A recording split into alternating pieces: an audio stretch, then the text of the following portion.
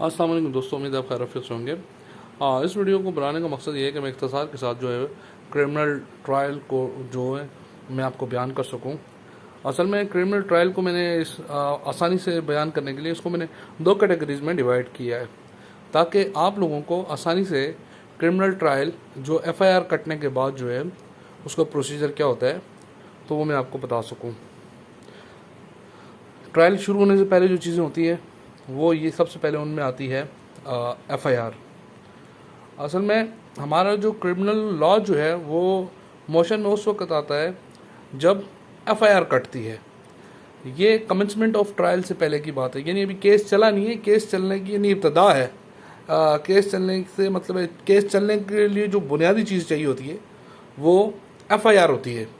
अब ये FIR कोई भी मजरूब आदमी वो या उसके बिहाफ पे कोई भी आदमी कटवा सकता है FIR, और ये थाने में काटी जाती है FIR, और पुलिस इसको बाउंड है कि कॉग्निजेबल ऑफेंस की हर कॉग्निजेबल ऑफेंस की FIR काटे। अच्छा, एक FIR जो होती है वो सीरीज ऑफ ऑफेंसेस के लिए एक ही FIR होती है।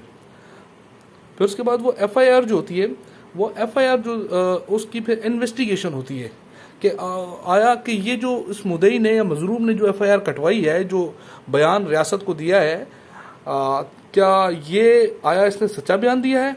उसको जो तफ्तीश करता है उसको इन्वेस्टिगेटिंग ऑफिसर उसको कहते हैं। फिर उसके बाद तफ्तीश जब मुकम्मल हो जाती है, अगर आयु समझता है कि इसमें तफ्तीश जो है मुकम्मल नहीं है तो वो उससे पहले इंटीरियम चालान देता है। अच्छा, ये इंटीरियम चालान जो होता है वो FIR कटने के 11वें दिन दिया जाता है। ऐसा नहीं होता कि इंटीरियम चालान जो है वो कई अरसे गुजर जाता है। इंटीरियम चालान में वो लिखता है आईओ कि ये इस वजूहात की वजह से इन्वेस्टिगेशन मुकम्मल ना होगी उसकी, तो इंटीरियम चालान दिया जा रहा है, अदालत के अंदर जमा कराता है। फिर उसके बाद चालान आता है। चालान में चालान तब जमा करवाया जाता है जब तमाम एविडेंस कलेक्ट हो जाते हैं और आयु समझता है कि अब मुलजम के खिलाफ ठोस शवाहिद मौजूद हैं जिसकी बुनियाद पर उसका केस जो है वो चालान किया जाता है तो और अदालत में उसका केस चले तो आयु जो होता है इन्वेस्टिगेशन ऑफिसर होता है वो उसको चालान करता है। फिर एक रिपोर्ट होती है FIR कटने के बाद। अगर एक FIR कटती है और FIR में नामालूम मुलजमान होते हैं या इस तरह गाड़ी चोरी होती है तो वो मोस्टली एक क्लासेस होती है कि भाई मेरी गाड़ी को चोरी करके ले गया, तो उसकी जो रिपोर्ट फाइनल होती है एक क्लास कि भाई मेरी गाड़ी चोरी हो, मुझे नहीं पता कि कौन ले गया कौन था, तो वो एक क्लास तफ्तीशी अफसर उसको एक क्लास रिपोर्ट कर देता है। फिर इसके अलावा भी बहुत सारी एग्जाम है, जैसे कि फिर इसके बाद B क्लास भी एक होती है। B क्लास FIR कटने के बाद इन्वेस्टिगेशन ऑफिसर इन्वेस्टिगेशन करता है और समझता ये है तमाम शवाहिद की रोशनी में कि ये जो केस है ये मुद्दई ने बदनीयती और झूठ की बुनियाद पर बनाया है, तो लिहाजा इसको B क्लास होना चाहिए, यानी कि गलत उसने गवर्नमेंट की मशीनरी को गलत इस्तेमाल किया, यानी झूठी FIR कटवाई, तो वो ये। अच्छा, ये फिर इसके बाद एक C क्लास होती है। अच्छा, ABC चालान या इंटीरियम चालान ये मजिस्ट्रेट के ऑर्डर के महरूने मिन्नत होते हैं कि वो फाइनल उनका डिसीजन लेता है कि वायद बेहतर सही है, A क्लास होना है, चालान होना है या नहीं होना। अच्छा, इसके बाद आती है C class report. C class का मतलब ये होता है कि कोई ऐसी वक़ुआ है जो मतलब है कि सिविल नेचर का है और उसको क्रिमिनल में कन्वर्ट किया गया है या फिर क्रिमिनल बनाया गया है, सिविल नेचर है और मिस्टेक ऑफ फैक्ट है, तो इस बुनियाद पर मैटर C क्लास हो जाता है।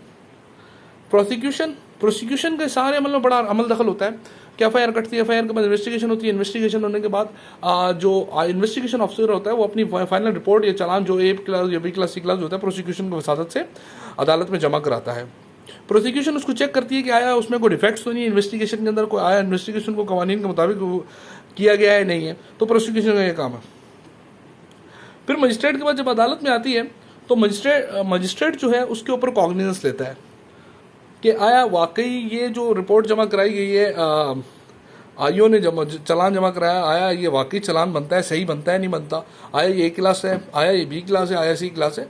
उस पर मजिस्ट्रेट जो होता है ऑर्डर करता है कवानीन के रोशनी के में। चालान आ जाता है फॉर सपोज, तो हम यहाँ बात कर रहे हैं ट्रायल की, तो ट्रायल बिलोंग्स टू चालान।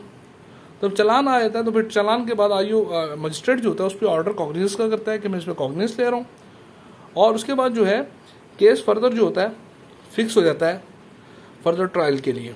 अब ट्रायल में सबसे पहली बात जो होती है वो आता है सप्लाई ऑफ कॉपीज़, कि मुलजम को पता चल सके कि मुलजम ने क्या ऐसा कमिट किया है, क्या ऐसा क्राइम कमिट किया जो उसको उसकी क्राइम से मुतालिक मालूमात उसको फ्राहम की जाती है कॉपी सप्लाई ऑफ के नाम सप्लाई ऑफ कॉपी के नाम पर, जिससे उससे ये पता चलता है कि उस पर क्या क्या चार्जेस हैं।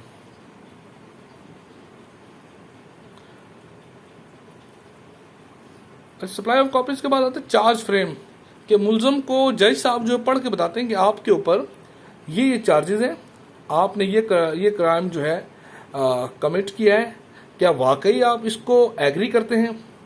अगर मुलजम इसको एग्री करता है, अगर जज साहब के चार्ज को जो पढ़ के सुनाया जाता है उसको वो मान लेता है, तो फिर उसको मुलजम को वो 243 के अंदर जज साहब कन्विक्ट करते हैं। उसका एक थोड़ा सा अलग प्रोसीजर होता है, उसको शोकाज दिया जाता है, उसको बताया जाता है कि भाई आपने ये क्राइम कमिट कर दिया है। चार्ज फ्रेम के अंदर जब वो प्लीड गिल्ट करता है, जी मैं बिल्कुल गिल्ट कर रहा हूँ, तो उसको बताया, उसको फिर शोकाज किया जाता है कि तुम्हें क्यों ना इस जुर्म की सज़ा मतलब जो कानून के मुताबिक दी जाए।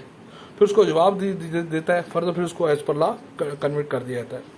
अगर वो कहते हैं कि मैं आई एम नॉट प्लीड गिल्टिंग माई, तो फिर उसके बाद जो है उसका एविडेंस जो है लाया जाता है, जो गवाह होते हैं उनको लाया जाता है कि भाई आओ, अदालत उनको समझ करती है, प्रोसिक्यूशन को प्रोड्यूस करती है, तो वो एविडेंस उस मुलजम के अगेंस्ट आके कटारे में देते हैं कि जी फ़लाँ मुलजम ने हमसे मतलब हमारी हक तलफी की है या फ़लाँ क्राइम कमिट किया है, तो एविडेंस वो होता है।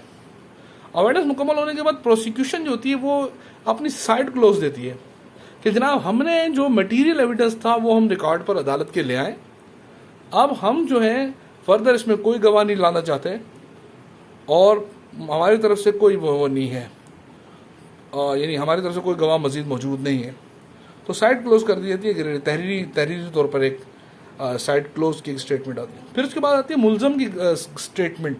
तो अदालत उससे मुलजम के बारे में जो गवाही में चीज़ें आती हैं, जो चार्ज में चीज़ें होती हैं, उसको वो उसके सामने रखती है कि बताएं जनाब आपने कमिट किया, क्राइम किया, आपके अगेंस्ट गवाही आई है, ये आपने फ़लाँ चीज़ चोरी की है, फ़लाँ बंदे को मारा।